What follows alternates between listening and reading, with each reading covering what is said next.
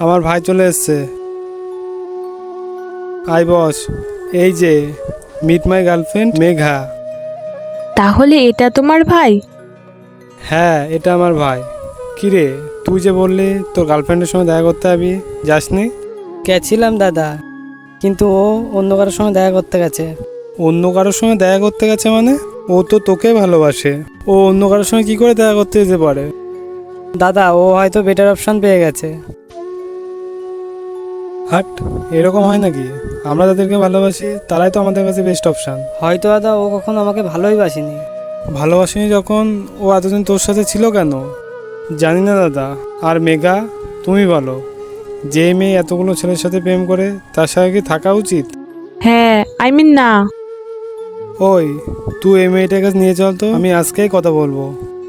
দাদা প্লিজ, এখন আর মেয়ের সঙ্গে কথা বলে কোনো লাভ হবে না।